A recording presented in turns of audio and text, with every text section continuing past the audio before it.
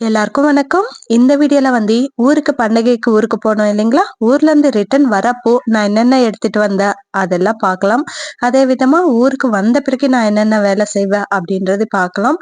அதுக்கப்புறம் காணும் பொங்கலுக்கு நான்வெஜ் ஸ்பெஷல் இல்லைங்களா? ஸோ நான்வெஜ் ஸ்பெஷலா என்ன செஞ்சிருக்கிறேன் அப்படின்றது இந்த வீடியோல பார்க்கலாம்.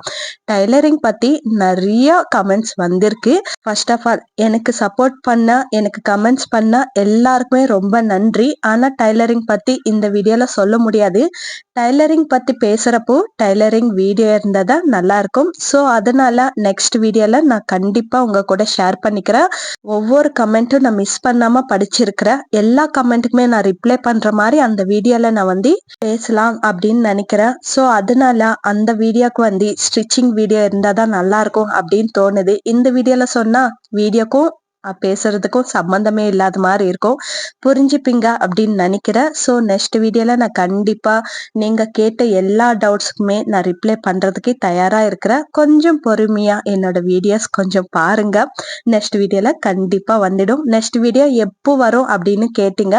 Next video Monday R Tuesday கண்டிப்பா வரும். யாரும் தப்பா நினைக்க மாட்டீங்க அப்படின்னு நினைக்கிறேன். என்ன புரிஞ்சுப்பீங்க அப்படின்னு நான் நினைக்கிறேன். ஸோ கொஞ்சம் பேஷன்ஸா இன்னும் ஒரு 2 நாள் வெயிட் பண்ணுங்க. கண்டிப்பா வீடியோ போட்டுடுறேன். இந்த வீடியோல ஊர்ல இருந்து ரிட்டர்ன் நான் எங்க வீட்டுக்கு வந்தாச்சு. நான் இருக்கிறது கர்நாடகால கேஜிஎஃப் என்ற ஊர்ல நான் இருக்கிறேன். ஆனா என்னோட நேட்டிவ் பிளேஸ் திருத்தணி பக்கத்துல கேஜி கண்டிகை அப்படின்ற ஒரு சின்ன கிராமம். தமிழ்நாடு தான். ஆனா எனக்கு அவ்வளவா தமிழ் பேச வராது. நான் படிச்சதெல்லாம் தெலுங்கு. ஸோ நான் வீட்டுல பேசுறதெல்லாம் தெலுங்குனால நான் ஒரு தெலுங்கு பொண்ணு. நான் காலேஜ் போன பிறகு மட்டும்தான் தமிழ் பேசுறதுக்கே கத்துக்கினேன். அதெல்லாமே கூட ஒரு வீடியோல சொல்றேன். அதுவும் கொஞ்சம் மோட்டிவேஷனா தான் இருக்கும். ஸோ அதெல்லாமே இன்னொரு வீடியோல சொல்றேன். வேணும்னு நினைச்சீங்கன்னா கண்டிப்பா கமெண்ட்ல சொல்லுங்க. வேண்டாம் உன்னோட ஸ்டோரி எல்லாம் எனக்கு எதுக்கு அப்படின்னு நினைச்சீங்கன்னா விட்டுடுங்க. ஆனா கமெண்ட்ஸ் பண்ணீங்கன்னா கண்டிப்பா என்னோட காலேஜ் ஸ்டோரியும் நான் எப்படி தமிழ் கத்துக்கினேன் அப்படின்ற ஸ்டோரியும் உங்க கூட ஷேர் பண்ணிக்கிறேன். இப்போ ஊருக்கு போனோம் இல்லைங்களா பண்டிகைக்கு? ஊர்ல இருந்து ரிட்டர்ன் வந்தாச்சு. நாங்க வந்தது வெட்னஸ்டே கிளம்பிட்டோம். மறுநாள் காணும் பொங்கல் இல்லைங்களா? ஸோ அதுக்கு முந்தா நாளே நாங்க வந்துட்டோம் மாட்டு பொங்கல் அன்னைக்கு. ஏன்னா பசங்களுக்கு லீவ் கிடையாது. எங்க கர்நாடகா இல்லைங்களா? ஸோ 2 நாள் தான் லீவ் கொடுத்திருக்கிறாங்க. மறுநாள் நாங்க ஸ்கூலுக்கு அனுப்பணும் பசங்கள. அதனால சீக்கிரமா கிளம்பி ஊருக்கு வந்துட்டோம். ஊருக்கு வந்த பிறகுதான் ஒரு நிம்மதியா இருக்கும். எங்க இருந்தாலும் நம்ம வீட்டு சேரிட்டோம்னா அதோட திருப்தி வேற எங்கேயுமே கிடைக்காதுன்னு நினைச்சுக்கோங்களா. அது அம்மா வீடா இருந்தாலும் மாமியார் வீடா இருந்தாலும் நம்ம வீடு மாதிரி எப்பவுமே வராது. எங்க இருந்தாலும் நம்ம வீட்டுக்கு போயிட்டு ஒரு சொம்பு தண்ணி குடிச்சா கூட போதும். நம்ம வீட்டுல இருக்கிற சுகம் வேற எதுலுமே கிடைக்காது. நான் ஸ்டார்டிங் எல்லாம் நினைக்கிறது எனக்கு கல்யாணம் ஆன புதுசுல எப்படா அம்மா வீட்டுக்கு போவோம், எப்படா நம்ம ஊருக்கு போயிடுவோம், இங்க யாருமே இருக்க மாட்டேன்றாங்க பேசுறதுக்கு, எவ்வளோ நேரம் இப்படி தனிமையா இருக்கிறது அப்படி எல்லாம் நினைச்சிருக்கிறேன். ஆனா இப்ப எல்லாம் வேண்டாம், எங்கேயுமே வேண்டாம், என்னோட வீட்டுல நான் இருக்கணும், என்னோட வீட்டுலதான் நான் ராணி மாதிரி இருப்பேன் அப்படின்னு எனக்கே தோணுது. அது அப்படிதான் ஸ்டார்டிங்ல அப்படி இருக்கும். அம்மா மேல அப்பா மேல பாசம், கூட பிறந்தவங்க மேல பாசம் இருக்கிறதுனால ஸ்டார்டிங்ல அம்மா வீட்டுக்கு போகணும் அம்மா வீட்டுக்கு போகணும் அப்படின்னு தோணிட்டே தான் இருக்கும். இப்ப எல்லாம் அப்படி கிடையாது. என்னோட வீட்டுல நான் இருக்கணும் அப்படின்ற மாதிரிதான் தோணுது. ஊர்ல இருந்து ரிட்டர்ன் வந்த பிறகுதான் கொஞ்சம் சந்தோஷமா இருக்கும். வராதமா நான் ஊர்ல இருந்தே சாப்பாடு எல்லாம் செஞ்சு எடுத்துட்டு வந்துட்டேன். ஆனா வராதமா என் சின்னவருக்கு பிரியாணி சாப்பிடணும், ஒயிட் ரைஸ் எல்லாம் சாப்பிட முடியாது அப்படின்னு சொல்லிட்டு அவங்க அப்பா கிட்ட கேட்டு பிரியாணி வாங்கிட்டு வந்தாங்க. அவருக்கு மட்டும் வாங்கிட்டு வந்தாங்க. ஏன்னா ரைஸ் ஊர்ல இருந்து எடுத்துட்டு வந்துட்டோம் இல்லைங்களா, அதனால அவருக்கு மட்டும் பிரியாணி பார்சல் வாங்கிட்டு வந்துட்டாங்க. எங்களுக்காக சிக்கன் வாங்கிட்டு வந்துட்டாங்க. நீங்களே செஞ்சுக்கோங்க அப்படின்னு சொல்லிட்டு நாங்க சாப்பிட்டு தூங்கிட்டேன். நல்லா டயர்டா இருந்துச்சு. ஊர்ல இருந்து மதியம் தான் ரீச் ஆனோம். மதியம் சாப்பிட்டு தூங்கினோம் பாருங்க. ஈவினிங் தான் ஏஞ்சி அதுக்கப்புறம் சூடா கொஞ்சம் டீ குடிக்கலாம் அப்படின்னு தோணுச்சு. தலை ரொம்ப நோவுது அப்படின்னு சொல்லிட்டு டீ கொஞ்சம் வச்சு குடிச்ச பிறகுதான் வேலை செய்யணும் அப்படின்னு தோணுச்சு. அதுக்கப்புறம் கிச்சன் எல்லாம் கிளீன் பண்ணிட்டு டீ வச்சு அதுக்கப்புறம் வாங்கிட்டு வந்த சிக்கன் கபாபுக்கு தனியா செப்பரேட்டா மிக்ஸ் பண்ணி வச்சுட்டேன். பிரியாணிக்கு தனியா மேரினேட் பண்ணி வச்சுட்டேன். அதுக்கப்புறம் வாசல்ல கோலம் பாத்தீங்களா, நான் ஊருக்கு போறப்போ போட்டுட்டு போனேன். நல்லா இருக்கு அப்படின்னு சொல்லிட்டு அப்படியே விட்டுட்டு போனேன். ரிட்டர்ன் வரப்போ கூட நல்லா தான் இருந்துச்சு. என் கோலம் அப்படியே இருக்கு கலியாம அப்படின்ட்டு கொஞ்சோண்டு சந்தோஷப்பட்டேன். டீ குடிக்கிறப்போ ஒரு மங்கி வந்துச்சு. குரங்குதான், வேற எதுவும் கிடையாது, குரங்குதான். குரங்கு வந்துச்சு. அது வருதே அப்படின்னு சொல்லிட்டு நான் ஜோரா தாப்பால் சாத்திட்ட பாருங்க, அது கோவத்துல என் கோலம் எல்லாம் அழிச்சிட்டு போயிருக்கு. நீங்க நம்ப மாட்டீங்க அப்படின்னு தெரியும். ஆனா எங்க ஏரியால மங்கீஸ் இப்படிதான் இருக்கும். என் மேல இருக்கிற கோவத்துல என் கோலத்தையே அழிச்சிட்டு போயிருக்கு. அதுக்கப்புறம் திறந்து பார்த்தா கோலங்கதி இப்படி இருக்கு. பக்கத்துல துளசி செடி கிட்ட பாத்தீங்களா எந்த அளவுக்கு நல்லா இருக்குன்னு சொல்லிட்டு, அதே மாதிரிதான் இருந்துச்சு வாசல்கிட்டயும். ஆனா மங்கி வந்து இப்படி பண்ணிட்டு போயிடுச்சு. நம்புறது கஷ்டம்தான். ஆனா உண்மை அதுதான். அதுக்கப்புறம் நான் ஊர்ல இருந்து என்னென்ன கொண்டு வந்தேன் அப்படின்னு சொல்றேன்னு சொல்லியிருந்தேன் இல்லைங்களா? ஃபர்ஸ்ட் வந்து கல்லக்கா, வேர்க்கடலை. கரெக்ட் தான்.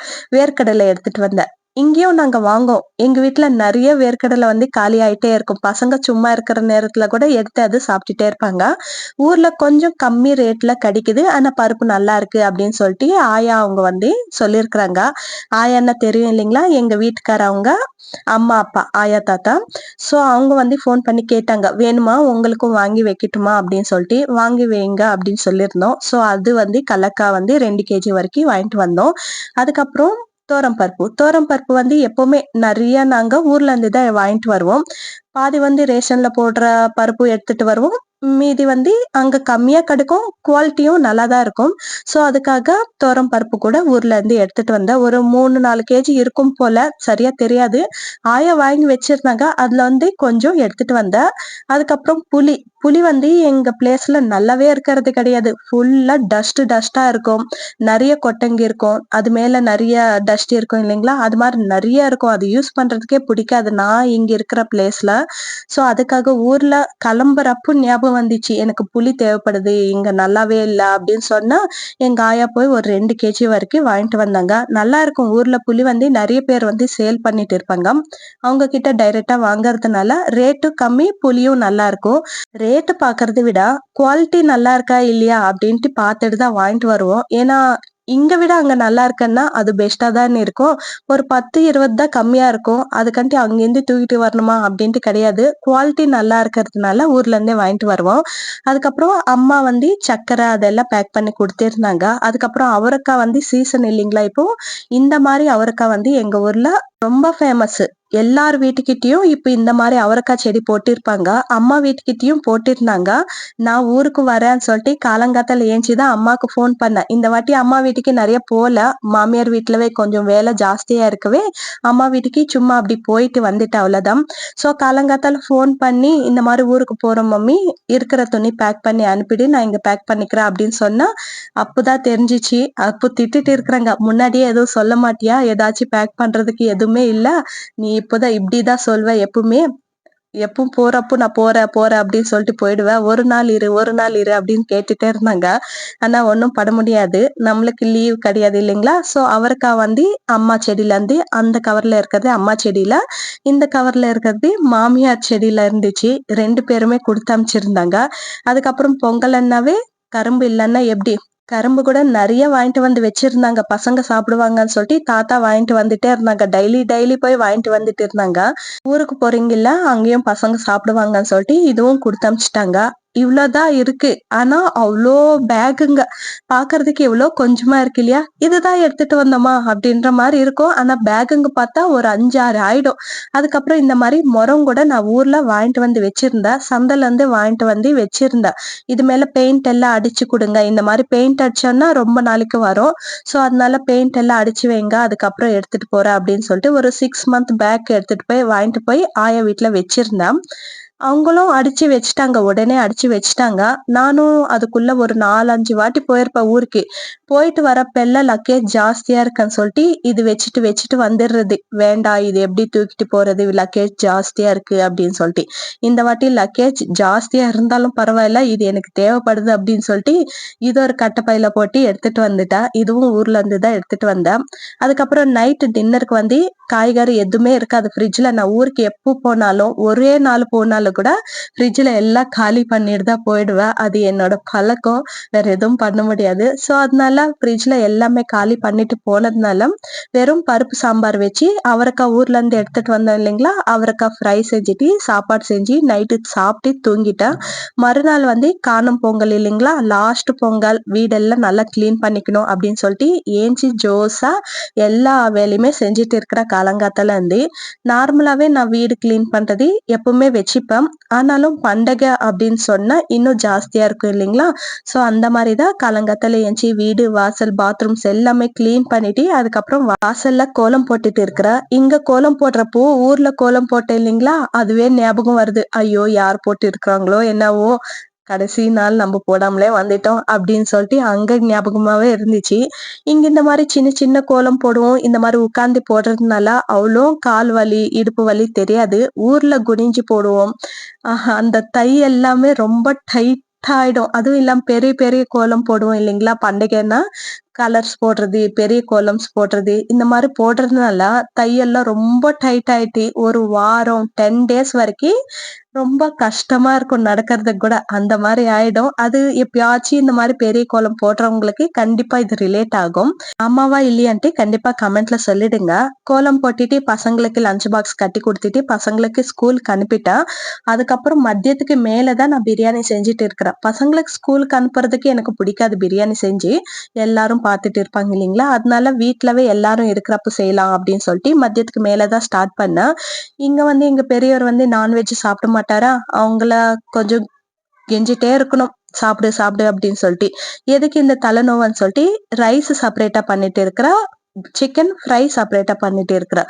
அதுக்காக சிக்கன் ஃப்ரைடு பிரியாணி ஆயிடும். 2 மிக்ஸ் பண்ணோம். ஸோ ரைஸ் எப்படி பண்ணிட்டு இருக்கிறேன்னா, ஃபர்ஸ்ட் வந்து குக்கர் வச்சுட்டா அதுல தேவையான அளவுக்கு எண்ணெய், 1 ஸ்பூன் அளவுக்கு நெய் சேர்த்துட்டு, ஓல் கரம் மசாலா சேர்த்துட்டு, அதுக்கப்புறம் கட் பண்ணி வச்சிருக்கிற ஆனியன் சேர்த்துட்டு, மஞ்சத்தூள், உப்பு சேர்த்துட்டு, ஆனியன்ஸ் நல்லா ஃப்ரை ஆன பிறகு டொமேட்டோ சேர்த்துட்டு வதக்குறப்போ நான் வந்து மிக்ஸி ஜார்ல இஞ்சி பூண்டு பேஸ்ட் கூட வீட்ல இல்ல. அதனால மிக்ஸி ஜார்ல என்ன பண்ணேன்னா, இஞ்சி, பூண்டு, ஒரு டொமேட்டோ, கொத்தமல்லி, புதினா, அதுக்கப்புறம் ஊற வச்சு வச்சிருக்கிற பேடகு மிர்ச்சி. நார்மல் மிர்ச்சி கூட நம்ம ஊற வச்சு போடலாம். பட் பேடகு மிர்ச்சி போட்டோம்னா கலர் நல்லா இருக்கும் அப்படின்னு சொல்லிட்டு ஒரு 4-5 பேடகு மிர்ச்சி வந்து தண்ணியில ஊற வச்சு இந்த மாதிரி மிக்ஸியில போட்டு அரைச்சி எடுத்துக்கினேன். எல்லாமே இந்த மாதிரி மிக்ஸியில போட்டு அரைக்கிறதுனால டேஸ்ட் டிஃப்ரெண்ட் டேஸ்ட் இருக்கும்.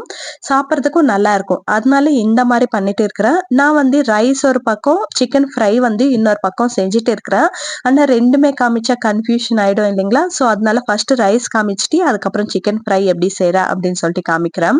இப்போ வந்து டொமேட்டோ வதங்கின பிறகு நான் ரெடி பண்ணி வச்சிருக்கிற மிக்ஸியில போட்டு அரைச்சி வச்சிருக்கிற பேஸ்ட் வந்து சேர்த்துட்டு எண்ணெயில நல்லா ஃப்ரை ஆன பிறகு தேவையான அளவுக்கு மிளகாத்தூள் சேர்த்துக்கினா, அதுக்கப்புறம் பிரியாணி மசாலா வீட்ல ரெடி பண்ண பிரியாணி மசாலா சேர்த்துக்கிட்டு, தயிர் வந்து ஒரு பாதி கப் அளவுக்கு சேர்த்துட்டு அதுவும் நல்லா வதங்கின பிறகு அதுல தேவையான அளவுக்கு தண்ணி, நான் பாஸ்மதி ரைஸ் ஊற வச்சதுனால 1.5 கப்புக்கிட்ட இன்னும் கொஞ்சம் கம்மியாவே தண்ணி சேர்த்துட்டு, தண்ணி கொதிக்கிறப்போ ஊற வச்ச ரைஸ் சேர்த்துட்டு நல்லா மிக்ஸ் பண்ணிட்டு கடைசியில நெய் சேர்த்து குக்கர் மூடி வச்சு ஒரே விசில் வச்சு எடுத்துக்கினா ரைஸ் வந்து ரெடி ஆயிடுச்சு. அதுக்கப்புறம் சிக்கன் கபாப் வந்து ரெடி பண்ணி வச்சிருக்கிறேன் இல்லைங்களா, மேரினேட் பண்ணி வச்சிருக்கிறேன் இல்லைங்களா, அதுவும் ஃப்ரை பண்ணிக்கலாம் அப்படின்னு சொல்லிட்டு கடாய் வச்சு தேவையான அளவுக்கு டீப் ஃப்ரைக்கு தேவையான அளவுக்கு எண்ணெய் சேர்த்துக்கிட்டு சிக்கன் கபாபுக்காக மேரினேட் பண்ணி வச்சிருக்கிற சிக்கனும் சேர்த்துக்கிட்டு மீடியம் ஃப்ளேம்ல வச்சு நல்லா ஃப்ரை பண்ணிக்கணும். அப்போதான் உள்ள வரைக்கும் நல்லா ஃப்ரை ஆகும். நம்ம மேலோட்டமா ஃப்ரை பண்ணோம்னா, ஜாஸ்தி தீ வச்சு ஃப்ரை பண்ணோம்னா மேலோண்டி கலர் வரும், உள்ள அப்படியே பச்சையா இருக்கும். ஸோ அதனால நல்லா மீடியம் ஃப்ளேம்ல வச்சு நல்லா ஃப்ரை பண்ணோம்னா சிக்கன் கபாப் வந்து ரெடி ஆயிடும்.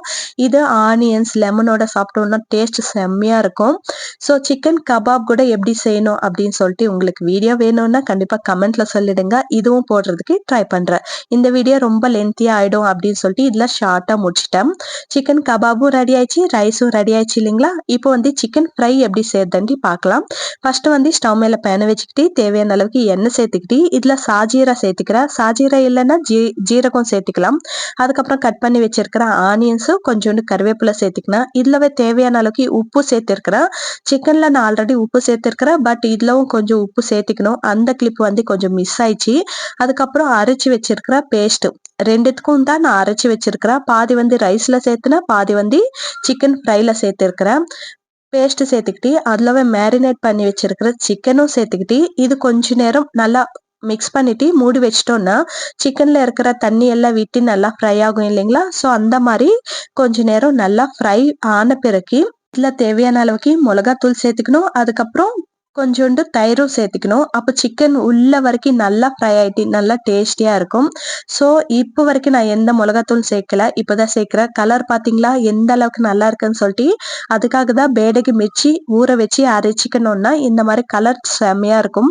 இப்போ வந்து மிளகாத்தூளும் தயிரும் சேர்த்துட்டு மூடி வச்சிட்டோம்னா சிக்கனுக்குள்ள இருக்கிற தண்ணி எல்லாம் இறங்கி சிக்கன் நல்லா சாஃப்டா குக் ஆகும். தேவைப்பட்டுச்சுன்னா கொஞ்சம் தண்ணி கூட ஆட் பண்ணிக்கலாம். நல்லா ஃப்ரை ஆயிடுச்சு, நல்லா குக் ஆயிடுச்சு. அதுக்கப்புறம் லாஸ்டா கரம் மசாலா வீட்ல ரெடி பண்ண கரம் மசாலாவும் சேர்த்துக்கிட்டு ஃபைனலா கொத்தமல்லி கருவேப்பிலை தூவிட்டு இந்த மாதிரி ஃப்ரை பண்ணி எடுத்துக்கணும்னா ஒரு ஒரு பீஸ் சாப்பிட்றப்போ செம்ம டேஸ்டியா இருக்கும். இது அப்படியே ரைஸ்ல பிசைஞ்சு கூட சாப்பிட்டுக்கலாம். பட் நான் பிரியாணிக்காக செஞ்சதுனால பிரியாணிக்குள்ள வச்சு சாப்பிட்டுறேன். வெறும் ஒயிட் ரைஸ்ல வச்சு சாப்பிட்டா கூட செம்ம டேஸ்டியா இருக்கும்.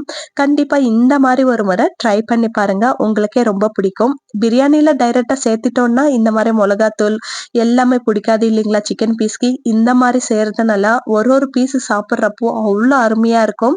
ஒரு முறை நீங்களும் இந்த மாதிரி ட்ரை பண்ணி பாருங்க. வீட்டுக்கு யாராச்சும் கெஸ்ட் வரப்போ கண்டிப்பா ட்ரை பண்ணி பாருங்க, அவங்களுக்கும் ரொம்ப பிடிக்கும்.